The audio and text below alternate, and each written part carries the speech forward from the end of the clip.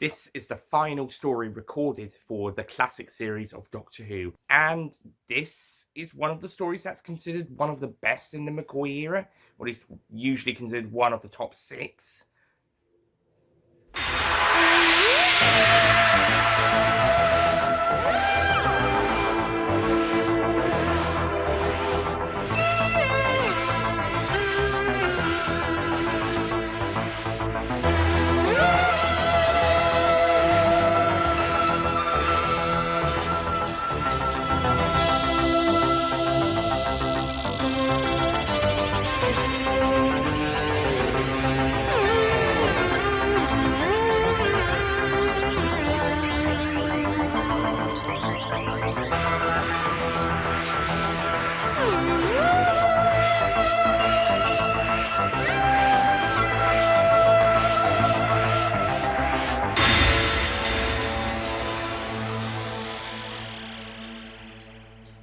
Hello ladies and gentlemen, Nick here and welcome. I hope this is the visuals and audio are lining up. Sometimes I have that problem, like with my reviews of Mission to the Unknown and with Attack of the Cybermen. Well, the Mission to the Unknown remake and the Attack of the Cybermen re-review. Anyway, so today we'll be taking a look at the second story of Doctor Who Season 26, Ghost Light, which is the third to final story of the classic series, and was the final story to be recorded. As the show would unfortunately get cancelled after the broadcast of the final season, and meaning season 27, as they planned it, didn't get made. Of course, now we consider Series 1 to be season 27. But yeah, anyway, so this is the final story recorded for season 26, and the final story recorded ever of the classic series. Of course, they would record Stuff of the Wilderness Years and then the TV movie, and then they'd start series 1. I think they started with Rose. They might have started with Aliens of London. / World War 3. So, Ghost Light. What the hell is this story? What is going on? I can barely understand. Okay, if you're expecting a ghost story, then prepare to be disappointed, because although there are sort of ghosts of the past sort of lingering in the house's walls, there's not really that much of a ghost in it. It's kind of a horror story in a way, but it's not really a ghost story, apart from maybe the ghost of the past haunting the present. The story sees the Doctor take Ace to a house in Perivale. What's it called? Is it on the back? Gabriel Chase, which is a big old house in Perivale that Ace burnt down in 1983 as she went in for a dare. Fun fact, there's a kind of a reference to racism in there. Well, I say fun fact, not fun fact. Ace's best friend's house had been attacked by white kids. Oh god damn it, 80s white kids. Stop being racists and stop being anarchists. Anyway, so talk about anarchism. Ace goes into the house and she gets scared about it because she feels the evil presence of the house that had besieged it 100 years ago and burnt it down by accident, and it kind of haunts her to this day. Anyway, so the Doctor has taken her back in time to see what evil was in this house and try to combat her fears. And whilst it sounds like a good idea, things get out of hand really quickly, as they soon discover an alien entity named Light is being trapped by a Josiah. I think Josiah Smith. He's also trapping a creature called Control down, and they're kind of causing havoc in Gabriel Chase. He's also called, he's requested a reverend, I think Reverend something from a dean from Oxford, one of the Oxford colleges, who is super religious and completely, not only does he disbelieve Charles Darwin's theory of natural selection and evolution, but he would go so far as to call it blasphemous. Well, obviously, that's what they did in the 19th centuries, but he takes it to a whole new level as far as on-screen representations, or at least as far as I'm aware, is concerned. And on top of that, he's quite a rude guy. I mean, yeah, you know, if his beliefs are being challenged, you know, he might not be in the best mood, but he doesn't have to be so rude to people. He has had a uncomfortable journey from Oxford to Perivale, and he's rude to the staff who were expecting him to be later. So, yeah, and he's quite a rude guy throughout the story. Putting the fact that he doesn't believe in any of the evolution stuff, and he's not exactly happy to be in the presence of someone who does, and considers them a blasphemous person. Putting that to the side, he's still just a rude person, and he's a very unlikable character. Thankfully, he gets a suitable comeuppance in part 2, so you can at least enjoy that. I will say that the actor does a good job with that role, and in fact, I think the acting is pretty solid throughout the story for what the characters are given. We've got Mr. Josiah, who's actually an alien, and he's supposedly got this theory of evolution that sort of similar, if not more so, more extreme than Darwin's, and he plans to take over the British Empire from Queen Victoria's. He thinks it's quite weak at that time. You should see what it's like in the next century, mate. And he hopes to make it even better, which the Doctor doesn't approve of, as he thinks it's going to make it even worse. The situation is even worse. Josiah has killed the previous occupant of the house, and he has manipulated the wife into being the kind of like the head of the house servants, and the daughter into being his ward / niece. And there's this whole talk about Java, which I can only presume is a word for hell, or another place. I think Java might be hell. I think in Indiana Jones, Java is the name of God in, I'm not sure what language it is, but in the Middle East, one of the Middle East. I think it's in Latin, I think it might be actually. Latin. I might be wrong. Josiah's also got a manservant named Nimrod, who it turns out to be the final specimen of the Neanderthals. And to be honest, I think Nimrod's my favourite supporting character. He's just a really nice guy. The actor does a fantastic job with that character, and he's just such a joy to watch on screen. I love his reaction to when Light kills the head of the household, a lady, I can't remember her name, but the previous mother and daughter of the household that Josiah took over. I'll get back to that in a minute, because I do have to bring it up. But Nimrod, he's brilliant, and I really like him. I think Control is an odd character, but you know, she gets better over the course of episode 3. I think she's good. It's a bit of strange stuff happening in parts 1 and 2 concerning her. And then Light, I'll get back to him in a bit. But just some complicated stuff going through parts 1 and 2. I mean, it doesn't look that complicated on the outside, but when you get to the end of part 1, you start getting confused. And I think the story kind of is a bit too loud and too dark and too confusing. To be fair, the lighting probably would have to make it a lot pretty dark, because most of it's set at night and it's supposed to be a haunted house story. But the music, sorry to say, but Mark Ayres, who does a fantastic job music-wise in the Sylvester McCoy era, along with Kevin McCulloch and Dominic Glenn, and is responsible for a lot of sound work and sound remixing and sound restoration later down the line for other stories. He does a fantastic job at all that. But I think for this story, his music is too loud, and the sound effects are also too loud in some places. They need to be turned down a bit, especially as quite a lot of the music is organ based. And it's good, but it's a bit loud. I think it could have been turned down a little bit. I also think we could have had a bit more light. We could have a bit better lighting in some places. Some of it is deservingly dark enough, but the rest, I think, some of the other bits, I think we could have gone a bit lighter so we can see what's going on in some scenes. And it just looks a bit strange going. I don't know, there's just a kind of a strange feeling with this one. I don't really get scared, I just get confused. I think that's the problem. The script's kind of a bit confused in places. Sort of kind of get an understanding by the end, but it still doesn't quite work, and this whole build-up's not that amazing. And the first couple of minutes where they're setting it up got some weak editing, cutting between scenes. So seeing the Reverend, well, sorry, someone being fed some food. Presumably it's that explorer guy who escapes, or Control. But other than that, I'm not sure.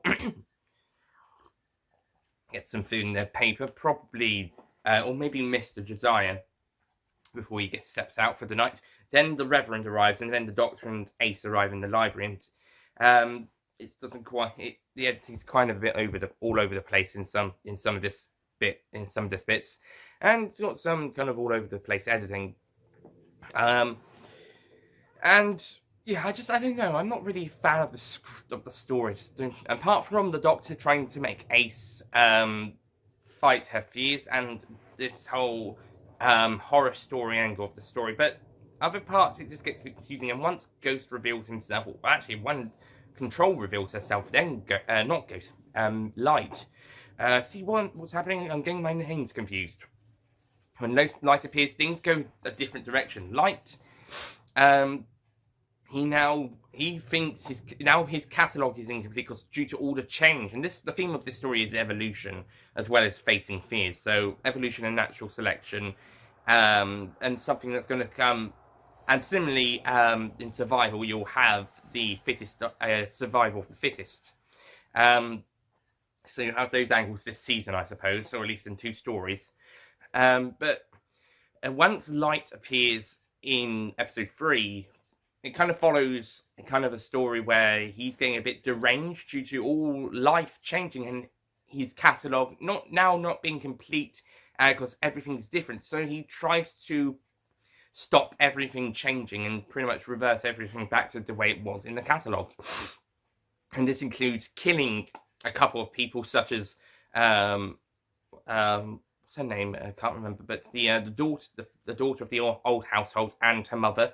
After they had a pretty nice reunion scene, it was a pretty nice scene, and then Light comes along and kills them for it. And you can have waited, but it does, I suppose, turn Nimrod against him because he worshipped him like a god. But now he's against him just for that, and then Light tries to kind of follow his plan of trying to destroy the world.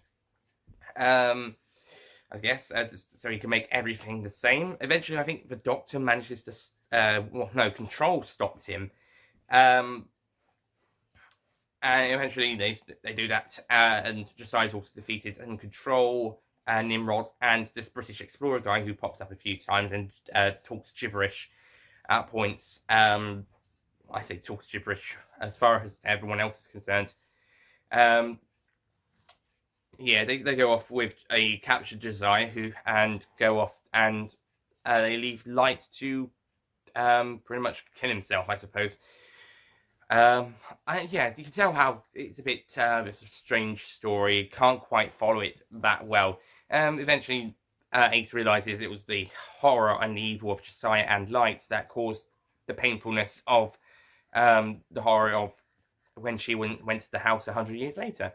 Of course, she doesn't regret it. She wishes she'd blown it up, much to the Doctor's amusement. Okay, so Ghostlight. I don't know. I like it, but I don't know what to make of it. I think it's good, but I think it's a bit of a mess in places as well. Maybe the story is made in a hurry. I'm not sure, but it just feels a bit not clunky, but a bit disorientated. I don't know, it just doesn't feel right. And it's not just because of the genre or the setting, it's just, I don't think the story quite works. And I know Mark Platt, the writer, he can write great Doctor Who stories. He wrote Spare Parts, a Big Finish audio that's one of the most critically acclaimed of the Big Finish audios, or at least the older ones, along with a audio that came out a few months earlier, Chimes of Midnight, by the magnificent Robert Sherman, who will be writing Dalek in Series 1. And Spare Parts is considered one of the greatest of the Big Finish audios. And I do have to say that it's a brilliant story. Well done to Mark Platt for doing a great job there. And it kind of inspired Rise of the Cybermen, Age of Steel, and World Enough in Time and Dr. Fools, I suppose. But although I know he can do great stuff like Spare Parts later down the line, here, and the same goes for Mark Ayres with the music and sound stuff. He's done great stuff before, and he's going to do even better stuff later down the line. But here, it doesn't quite fit. It doesn't quite work. I don't think this is not their A game. And considering this is the Mark Platt's only TV story, he was going to write a story in season 27 featuring the Ice Warriors, which would have seen Ace's departure. But that story didn't get made. Well, not on screen. I think it's an audio now. Part of the Big Finish Lost Stories range. But this is Mark Platt's only TV story. So, yeah, it doesn't quite work. I think it could have been made a little bit less confusing. And maybe some of that's down to the execution. Maybe the execution didn't quite fix it up. Alan Wearing, the director of Survival, and also I think he directed Happiness Patrol. No, he didn't have... No, that was Chris Clout. He directed Greatest Show in the Galaxy. Director of Greatest Show in the Galaxy and Survival. And I think he could have done a bit better job with the direction here. I think it could have been handled a little bit better. I think it needs to be less complicated, that's all. Just tone it down a little bit and brighten up some shots. Quiet down the music and the sound effects. And just let us try and work out what's going on. And try to help us work out what's going on instead of making us more confused, because it comes off as a bit baffling in places. That's why I can't really get into Ghostlight that much. I find it just a difficult story to get into. It's good and fun, enjoyable. It's not bad, but it's difficult to get. But it's difficult to work out what's going on. And I think we should have gotten understanding what's going on. Stupid thing. So I'm going to be giving Ghostlight a 6 out of 10.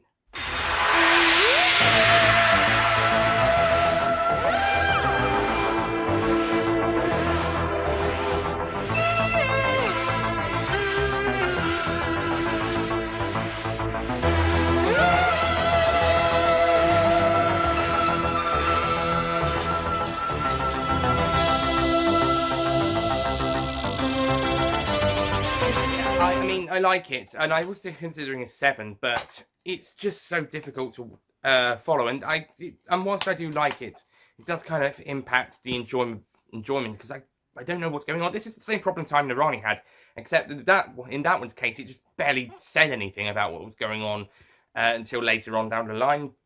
Here, it's just I can't tell what's going on.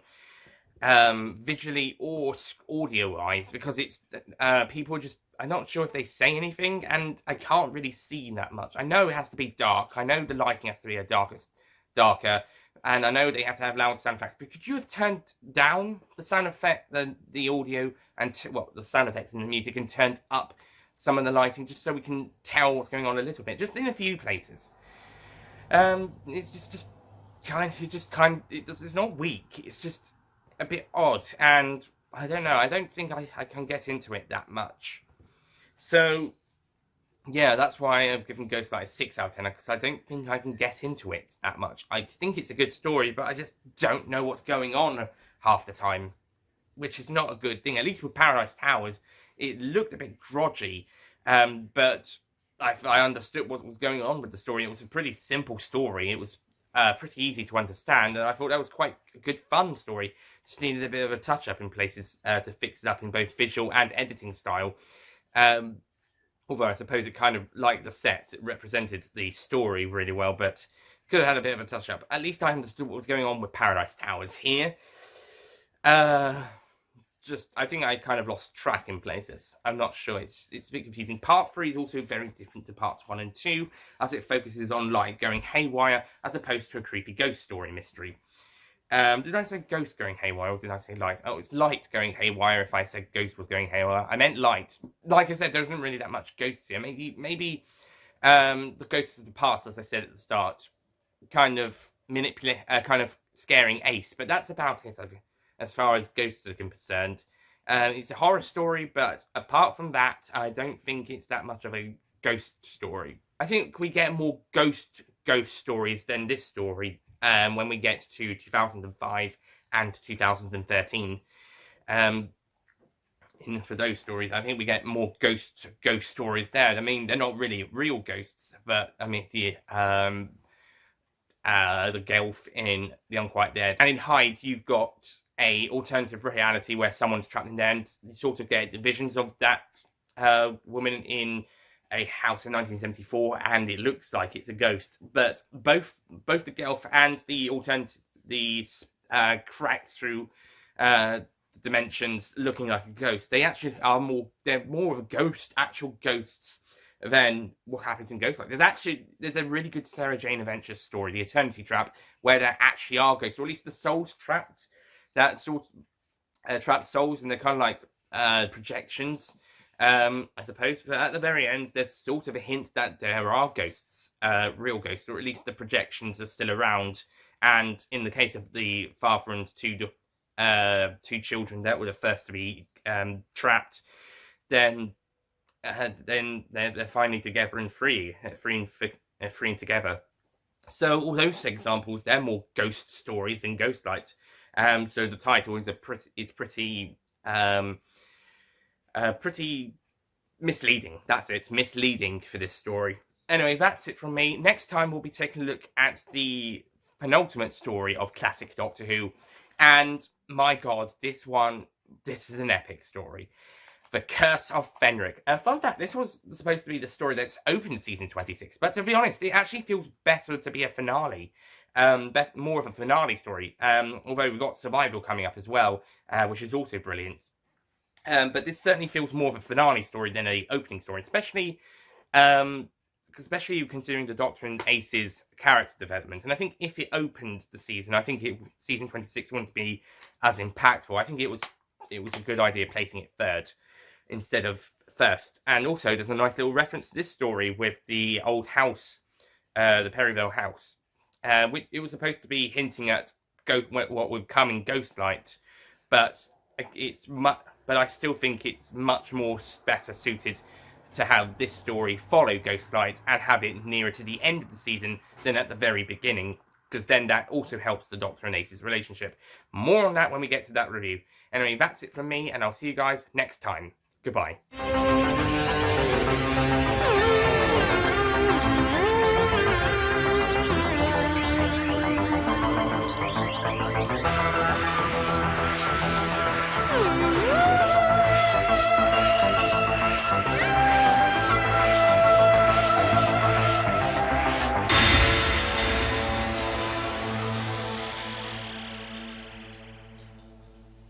Don't forget to click below to subscribe to the official Nicholas Payne Retro YouTube channel.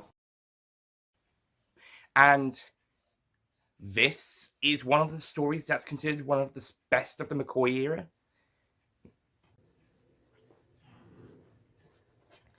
The Mission to the Unknown remake. Anyway, Ghostlight.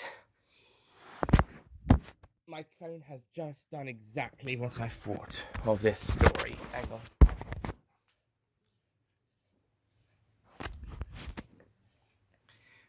Oh, god damn it. 80s. You're supposed to... And that sounds like a good idea in principle, but the story just... I didn't... Hang on.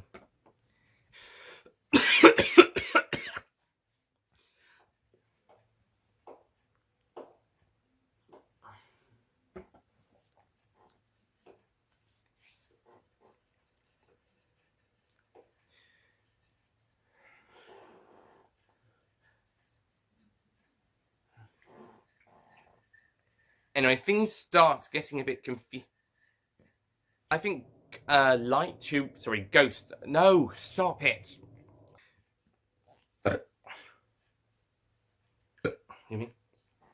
We'll be writing Dalek in a few years' time. And certainly that is a very good... And I think we get a more ghost story when we come to 2013. I think when we get to 2013, just a plain human being, but showing trapped in another dimension, and there's sort of gaps between the realities seeping through, and she looks like a ghost, as seen in Hyde.